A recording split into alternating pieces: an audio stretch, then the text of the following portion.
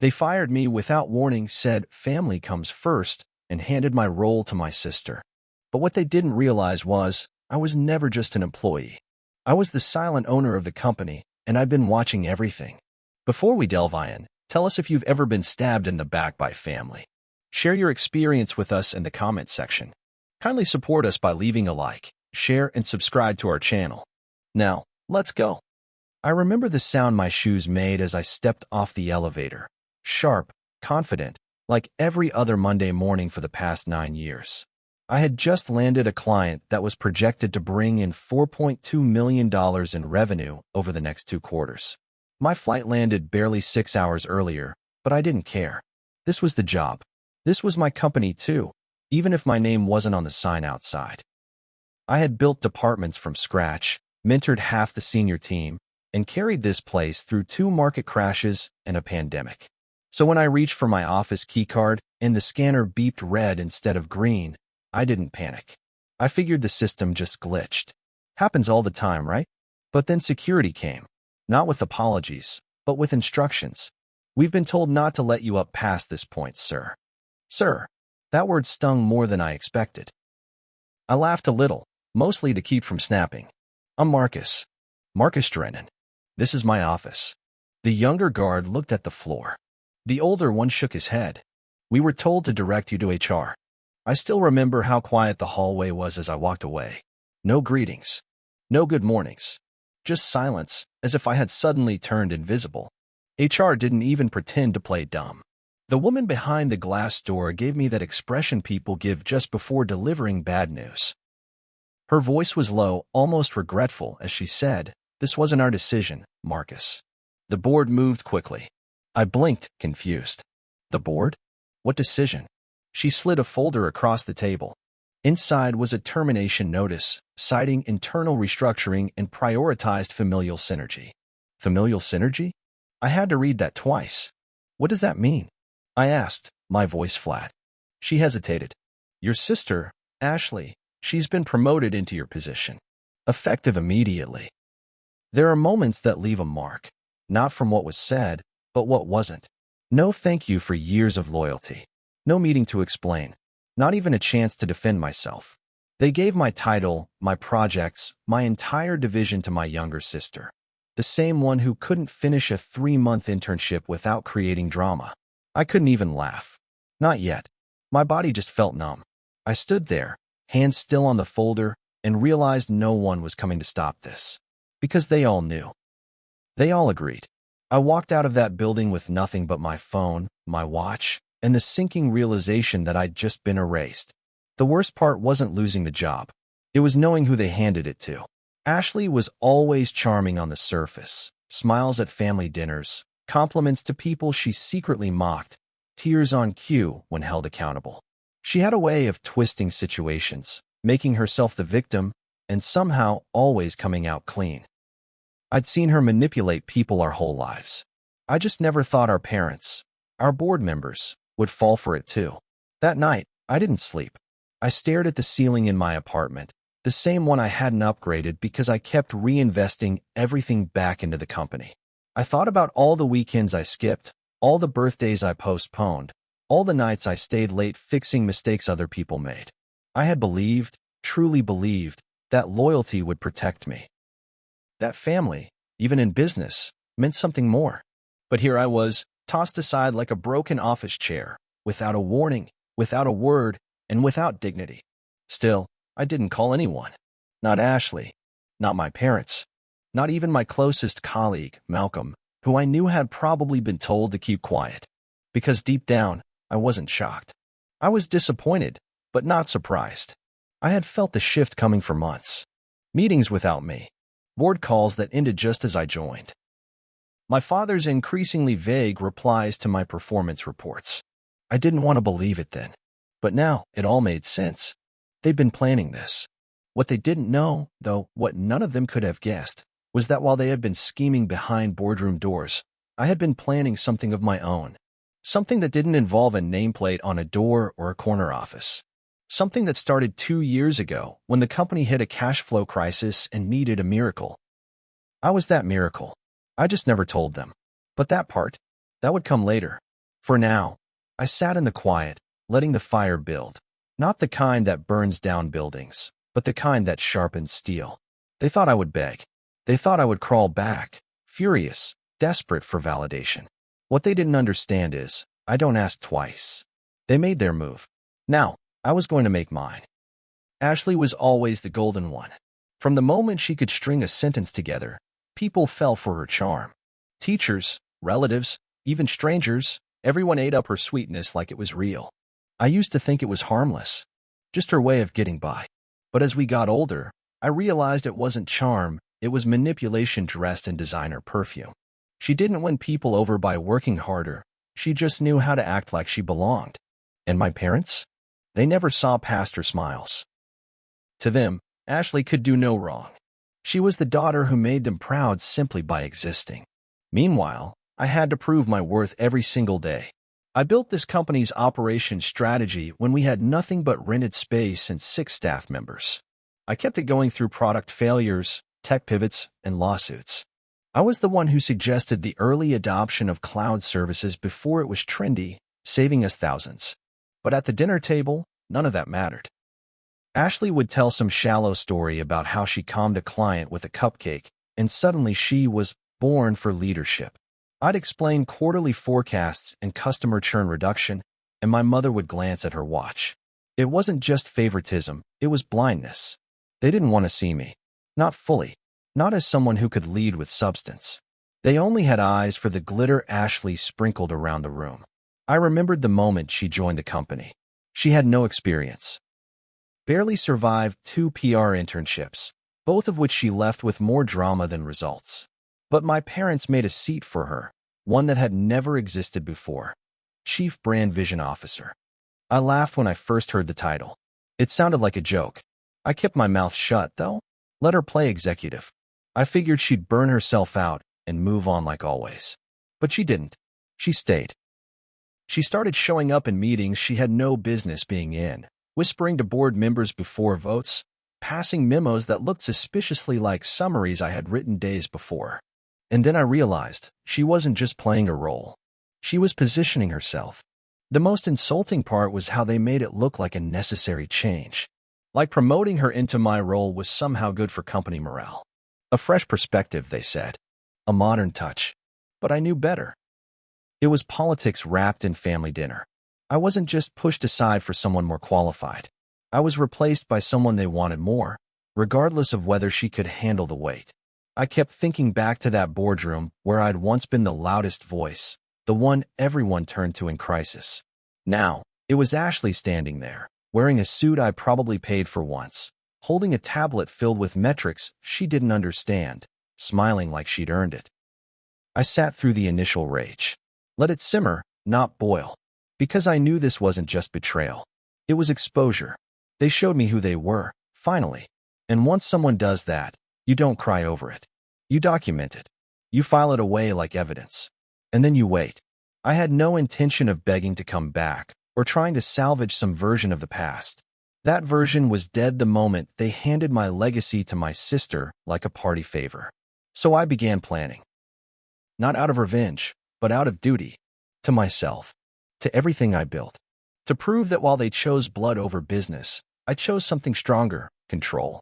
Ashley, for all her games, didn't know what she had walked into.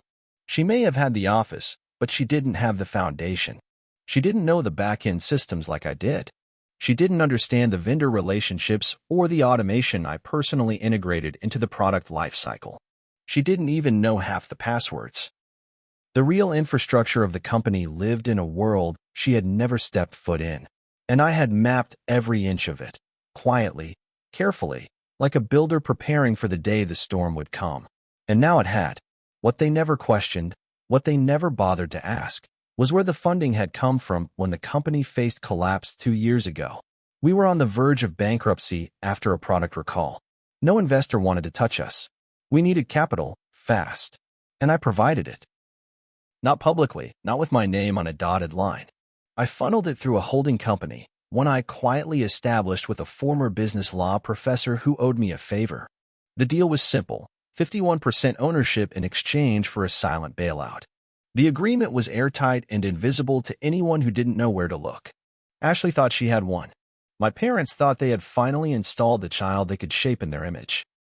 But they had no idea that everything they now controlled, every email server, every brand asset, every marketing pipeline, technically belonged to me. They called it family restructuring. I called it theft. But I wasn't angry anymore. I was focused. The day I signed that trust into existence was the day I stopped working for them. I started working around them. In the weeks that followed, I kept my distance. I didn't respond to their messages. Didn't even look at the press releases Ashley started putting out. I let her build her paper empire. I watched from the sidelines as performance metrics started slipping and client satisfaction plummeted. Internally, chaos brewed. And I let it. Because I knew something they didn't. A foundation doesn't collapse when you walk away. It collapses when you own it and choose not to hold it up anymore. They built their house on my back. But I was done carrying them. I still remember the exact moment the idea first came to me. It was a rainy Tuesday, the kind that makes a city feel slow and tired. I had just gotten out of a meeting where the CFO broke down the damage from a faulty product line. Millions in projected losses, no investor willing to touch us, and not enough cash on hand to keep operations running past the quarter. Everyone looked to me, expecting the usual, some miracle budget pivot or aggressive client pitch. But I knew even my best tricks weren't enough this time. We weren't just bleeding. We were collapsing. That night, I didn't go home. I stayed in the office, lights low, combing through the shareholder documents, the bylaws, every agreement we'd signed since the founding days. I needed to know exactly how the power structure worked, who could sign what, who owned what, and what backdoors existed. What I found wasn't surprising, but it was frustrating. My parents had kept the majority ownership split between themselves and a few early silent partners. I had never asked for shares. I thought my work spoke louder than paperwork. That was my mistake. But as I pored over every clause and every footnote, I saw a loophole, one they had probably forgotten existed. In times of financial distress, defined by specific metrics, the company could accept unidentified equity injections through a discretionary fund. It was put in place to protect us from needing hostile takeovers if our competitors ever tried to move in. But what it meant was this: if someone injected enough capital quietly and didn't ask for public credit, they could technically own part, or even majority, of the company. And that's when the plan formed. I wasn't going to save the company as an employee. I was going to buy it, silently. I reached out to someone I trusted with my life. Professor Gaines, my former corporate law instructor. He'd once told me in passing that the most powerful people in business weren't the ones giving TED Talks or being profiled in magazines. They were the names no one ever heard, the ones hidden behind trusts, shelf firms, and clean contracts. I told him what I wanted to do: set up a holding company, structure it under a trust, and funnel my personal capital into the firm. He didn't flinch. You'd own it in full legal clarity, he said, but no one would see your name unless you triggered it. It took 2 weeks. I liquidated almost everything I had, my savings, my secondary property, even some early investments in tech startups I'd made quietly over the years. The number I came up with was aggressive, just enough to meet the discretionary buy-in limit. I sent it in under the name of Ellis Rowe Holdings, a firm with no public-facing website and no direct contact number. Just a single LLC buried in the paperwork of an Arizona lawyer's drawer. The board voted unanimously to accept the funds. No one asked where it came from. They were too busy breathing a sigh of relief. They never thought to ask why the money arrived just in time. And from that day forward, I became the majority owner. On paper, through silence, with no seat at the table and no voice in the room. Just a presence in the structure. A ghost in the walls. And it suited me, because the longer I stayed invisible, the more powerful I became. I still had access to internal reporting tools, legacy codes, and server logs, thanks to an IT admin I once pulled out of a layoff pool during budget cuts. He owed me, and he paid that debt by keeping my backdoor credentials alive. I saw every email Ashley sent, every memo she signed, every foolish move she made thinking no one was watching. I wasn't just an owner now. I was an architect studying the building as it cracked. Ashley had no idea what she was sitting on. She treated the company like a canvas for her personal branding. She spent thousands redesigning the logo. She launched a video campaign with a celebrity who had just been canceled for tax fraud. She fired Malcolm, the best strategist we had, because he didn't vibe with the new culture. Every choice she made pulled the company further from its roots and closer to ruin. But no one stopped her. My parents cheered her on like she was a prodigy. "She's modernizing us," my mother said on a call I wasn't supposed to hear. "She's doing what Marcus never could." That one cut deep. But I didn't respond. I didn't need to. Because while they were clapping for a house of cards, I was holding the deed to the land it stood on. And the more unstable the house became, the more inevitable the fall. I gave them rope, not because I wanted them to hang themselves, but because I needed everyone in that building to see the truth. I needed clients to question her leadership. I needed board members to hesitate before voting again. I needed suppliers to start delaying shipments. All the pressure points that I once reinforced with care, I let them weaken. Slowly, strategically, and no one knew why things were breaking. Because I had made myself invisible. A shadow with control. But a shadow doesn't stay in the dark forever. I knew the time was coming. When I would need to step into the light, when silence would no longer be enough. I watched the company approach another cliff. Ashley scheduled a shareholder meeting to beg for more funding. Another bailout. Another miracle. This time, she wouldn't get it from a stranger. This time, the man holding the lifeline would be the one she betrayed. And when I walked into that meeting, papers in hand, wearing the suit I used to wear when I was still just an employee, I wouldn't raise my voice. I wouldn't argue. I would own the room. Because I already did. There's a strange kind of satisfaction in silence, especially when the people who wronged you start to realize something's going wrong, and they can't explain it. I watched it all unfold without lifting a finger. Ashley launched her flashy rebranding campaign, complete with color palettes, a new mission statement, and an ad agency from LA that charged more for buzzwords than results. But the numbers told the real story. Our longest-standing clients began calling less. Orders were delayed. Contracts expired and quietly weren't renewed. The infrastructure she inherited, the one I had built piece by piece, was starting to crack under the weight of her ignorance. Each time the cracks widened, I felt more certain that I had made the right decision by stepping into the shadows. You see, it's one thing to tear down a building. It's another to simply stop holding it up. I didn't sabotage anything.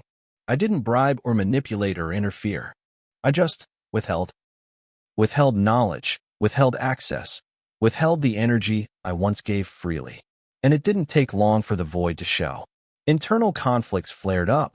Departments that once collaborated smoothly started blaming one another. The new culture Ashley implemented was all talk and no structure. She wanted to lead by inspiration, but inspiration without competence is just noise. I got a message from Malcolm one morning, a simple text. "It's bad. Really bad." He didn't elaborate, but I didn't need him to. The signs were everywhere. 2 junior executives quit the same week. One of our suppliers filed a formal complaint about unpaid invoices. The press caught wind of the internal chaos, and an industry blog published a speculative piece about invisible fractures in our leadership team. Ashley tried to spin it. She even went on a podcast to talk about navigating disruptive transitions in family-run businesses. I almost laughed. She was drowning in a pool she didn't even know was deep. But I waited. Timing was everything. Then came the call I'd been expecting, a shareholder emergency meeting scheduled to explore new funding options. The company was running out of cash again, and this time, there were no mysterious white knights on the horizon. I knew exactly what Ashley would do. She'd try to bluff her way through the meeting, show glossy slides, and lean on charm. She'd hope someone in the room was desperate enough to give her one more lifeline. What she didn't know, what no one in that boardroom knew, was that the person with the only real power left was me. The morning of the meeting, I arrived early. Not fashionably early. Strategically early. I wore the same charcoal gray suit I used to wear back when I was still part of the leadership team. The receptionist, new and likely unaware of who I was, gave me a hesitant smile. "Can I help you?" she asked. I smiled back and handed her a sealed envelope. "Just let the board know Marcus Drennan is here." She tilted her head like she half recognized the name. "One moment, sir." She made the call. 30 seconds later, silence hit the room like a slap. Phones stopped buzzing. Conversations stalled. And then the door opened. It wasn't Ashley who greeted me. It was my father. He looked tired, older than I remembered, though only a few months had passed. His face struggled between surprise and discomfort. "Marcus," he said flatly, like saying my name cost him pride. I nodded. "Morning." He didn't ask what I was doing there. Deep down, I think he knew. Not the details, but the gravity. He gestured toward the boardroom. I followed him in, past familiar faces that now looked unfamiliar in their discomfort. I took a seat at the far end of the table. The room was full, but you could hear a pin drop. Ashley was already mid-presentation when I entered. She paused when she saw me. Her face tried to stay composed, but her voice faltered slightly on the next sentence. She clicked to the next slide, a graph showing projected losses. "As you can see, without immediate capital infusion, we'll face severe downsizing or possible acquisition." I watched the room carefully. Some board members looked anxious. A few exchanged glances. I waited until she was done, then opened the envelope I brought. Inside were two documents. One was the original equity agreement signed by the board 2 years ago accepting Ellis Rowe Holdings as a majority stakeholder. The other was a notarized declaration transferring management rights from the holding company to me. I stood. "What Ashley's saying is true," I began, keeping my tone calm and even. "The company is struggling. You've lost key clients, eroded supplier trust, and alienated leadership staff. You're weeks away from collapse."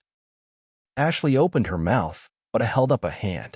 "And since Ellis Rowe Holdings owns 51% of the company, it's my responsibility to address that." Gasps. Whispers. My father's jaw tightened.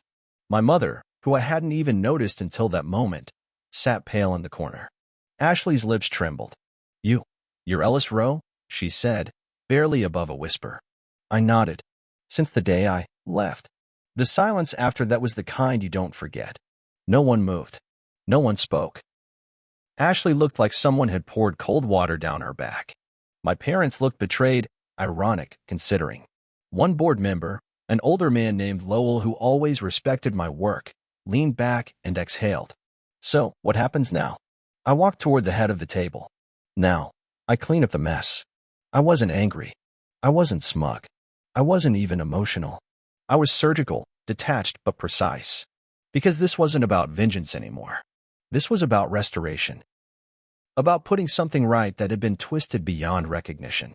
I laid out my plan to restructure, to refocus, to bring back the core staff and stabilize the partnerships Ashley had jeopardized. I offered them all a chance to stay or to leave quietly. And then I looked at Ashley and said, "You're relieved of your duties." Effective immediately. She didn't fight. She didn't cry. She just nodded, quietly. For once in her life, she had no words. They say power is loud, but they're wrong. Real power doesn't shout or wave its arms. Real power walks into a room, calm and controlled, and everyone goes silent, not because they're afraid, but because they suddenly realize who's really been holding the strings. That's what it felt like as I stood at the head of the boardroom table. I wasn't just back. I was in charge. Not by emotion, not by inheritance, not by someone else's permission. I had earned this power, piece by silent piece, while they were too busy celebrating Ashley's glitter and ignoring the engine I had quietly built beneath them. After I relieved Ashley of her duties, I could see the weight of the moment sinking in around her.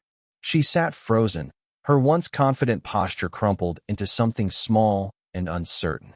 For all her charm, for all her carefully curated image, there was no marketing spin strong enough to erase this reality.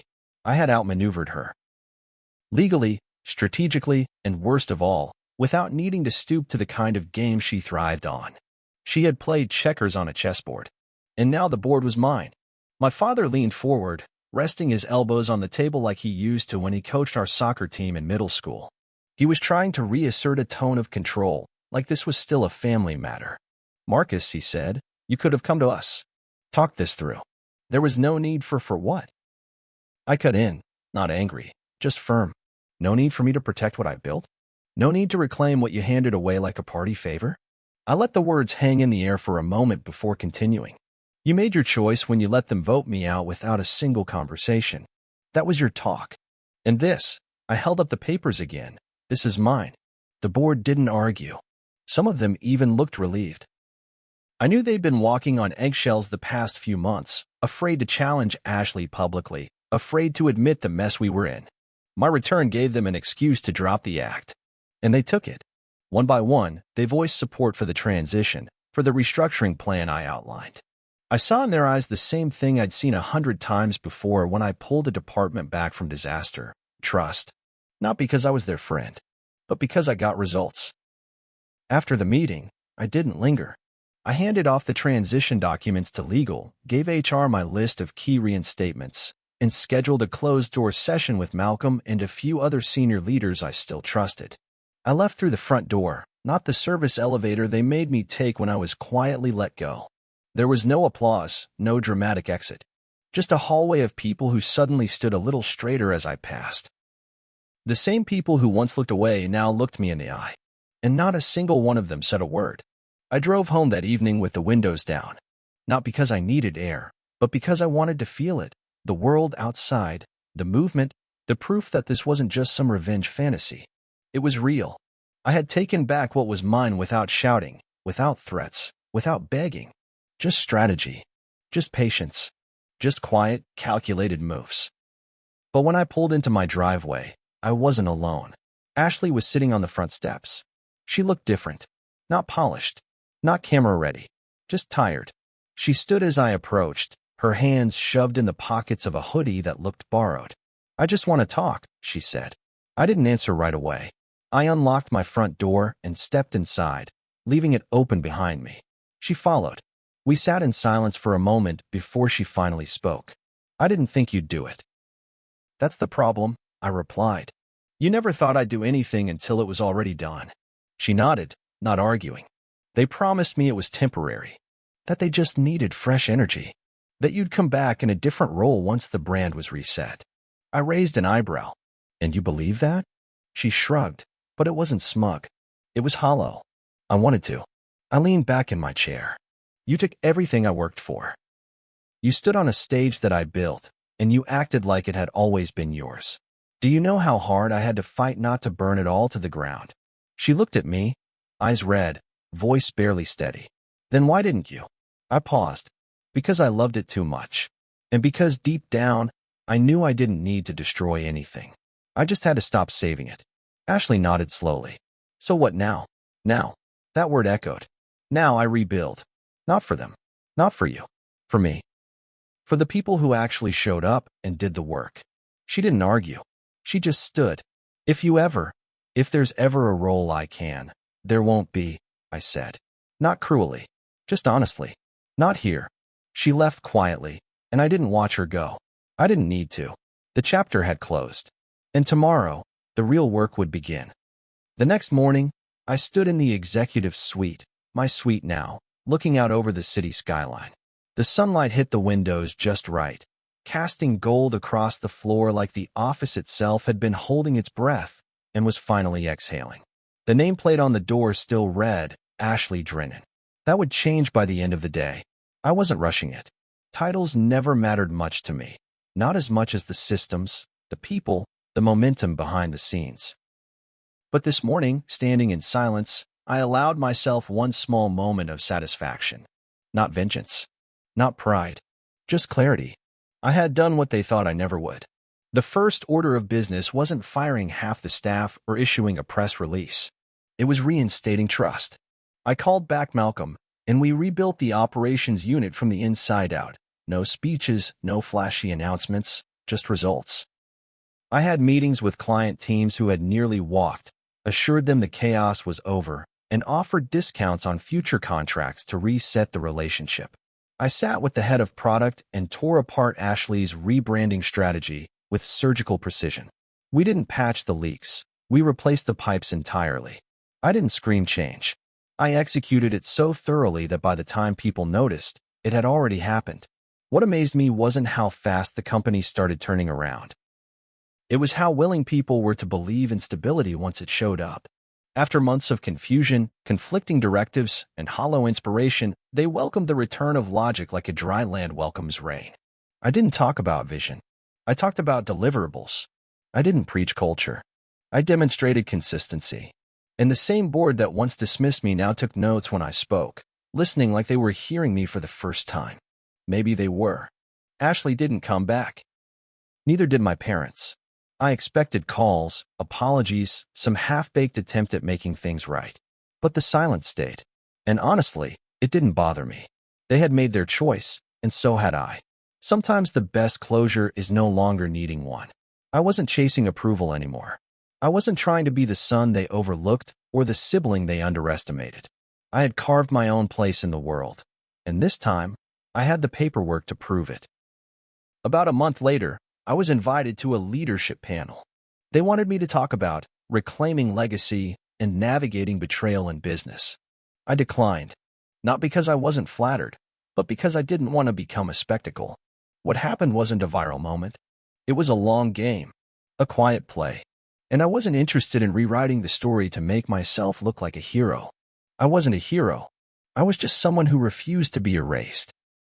I started mentoring 2 junior managers who reminded me of myself in the early days, sharp, quiet, hungry. I didn't tell them my full story. I didn't need to. I taught them to pay attention to the edges of things, to read between the noise, and to always know the value of what they were building. Because the truth is, empires fall not when they're attacked, but when the ones who hold them up walk away. That's what I had done. I didn't storm the gates.